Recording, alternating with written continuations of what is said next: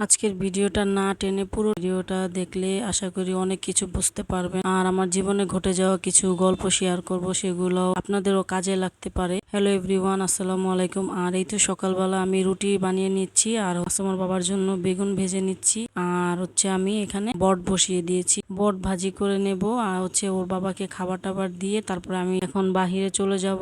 আজকে রান্নাবাড়ি এর জন্য সকালে শেষ করে আমার বোনকে নিয়ে হসপিটালে যেতে হবে। ও দেশের থেকে আসছে, ওকে নিয়ে আমি হসপিটালে যাব। ভিডিওটা অনেকদিন আগের ছিল, আমি এখন শেয়ার করে দিচ্ছি। আর এই তো আমি কিছু কথা বলবো যে আমি আমার বোনকে নিয়ে যখন হসপিটালে চলে গেছিলাম, তখন মনে হলো যে আমার জীবনে ঘটে যাওয়া কিছু কথা মনে পড়ে গেল। যাই হোক, এই হসপিটালটা খুবই ভালো ছিল।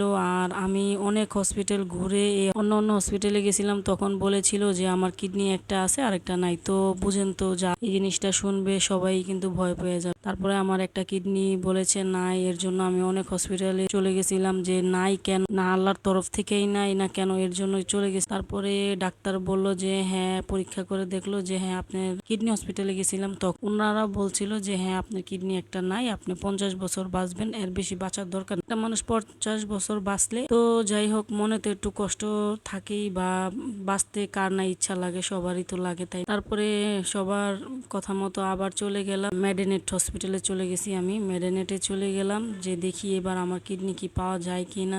তারপরে মেডেনেটে যখন আমি যাই, মেডেনেট পরীক্ষা দিল, টেস্ট করলাম, সব টেস্ট করলাম, করার পরে ওনারাও ব্যর্থ হলো যে আমার ওই মেডেনেটে চলে গেছি যখন বলছিল যে আপনারও কিডনি নাই, ঠিকই বলেছে। পরে যখন আমি উঠে যাব তখন হুট করে ওনারা বলল যে আপা দাঁড়ান, কিছু দেখা যাচ্ছে, দেখি আমরা পাওয়া যায় কিনা। তারপরে হুট করে দেখি ওনারা পেয়ে গেল, বলতেছে আপনার কিডনি আছে, চর্বির নিচে আর কি আছে, এর জন্য আপনাকে ওজন টোজন কমাতে হবে আর কি, সেটা বললো। তারপরে যাক, মনের ভিতরে একটু শান্তি আসলো যে আল্লাহ এরকম দুর্ঘটনা জানি কেউ আল্লাহ না দেয়। যাই আর আমার কথা হইলো কি, যে আমি যখন আমাকে বলেছিল যে আপনি 50 বছর বাঁচবেন, তার বেশি বাঁচবেন, আসলে মনে কষ্ট তো থেকেই যায়। গ্যারান্টির কথা, 50 বছর কেউ নাও বাঁচতে পারে, আবার কেউ তার বেশি বাঁচে, এখন সেটা তো বড় কথা না। কিন্তু এই জিনিসটা আল্লাহর তরফ থেকেই নাকি আমার এটা লাগানো, কিডনি তো আলাদা আলাদা থাকে, আমার কিডনিটা একসাথে জড়িত ভাবে আছে। তো এর জন্য ডাক্তারে আর কি খুঁজে পাচ্ছিল না। তো আমি এখনো শিওর না, আমি জানি না যে কি সত্য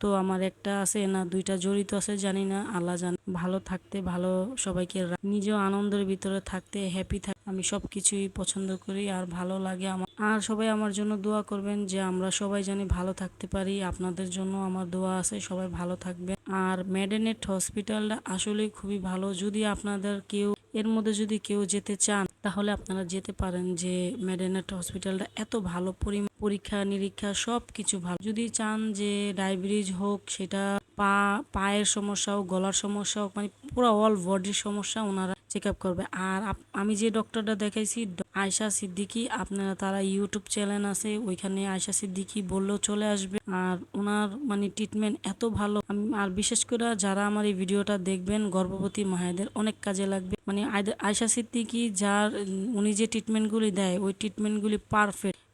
ওই ট্রিটমেন্ট অনুযায়ী যদি আপনি চলেন, আল্লাহর রহমতে আপনার কোনো সমস্যা হবে না। আর এই তো আমি আজকে আমার গল্পটা শেয়ার করলাম। আর আমার বোনকে নিয়ে ও একটু সমস্যা শরীরে, ও প্রেগনেন্ট, ওকে নিয়ে আমি ডাক্তার দেখাইতে গেলাম।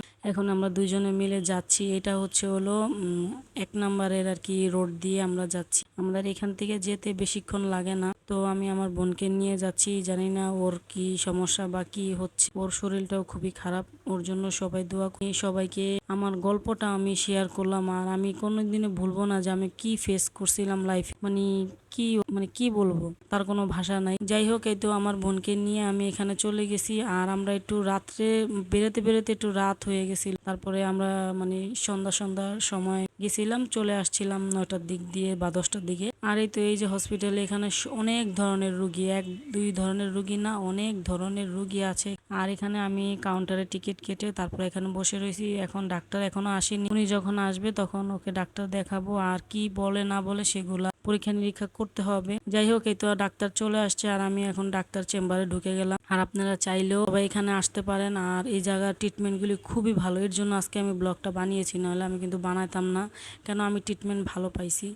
যাই হোক, এই তো বাসায় চলে আসলাম। আর খুবই জার্নিং করেছি, তাই এই আমি আপনাকে দেখিয়ে দিলাম। আপনারা যে কোনো সুপার শপে আপনারা পেয়ে যাবেন, স্ক্রিনশট মেরে রাখেন। খুবই ভালো একটা সাবান এটা, তাই আমি এটা আপনাদেরকে দেখিয়ে দিলাম। আর আমি ইউজ করি, তার জন্য আমি ভালো। কেউ যদি এই হসপিটালে যেতে চান তাহলে এটা হচ্ছে 1 নাম্বার ওভারব্রিজের অপোজিট সাইডে মেডেনেট হসপিটাল লেখাই আছে।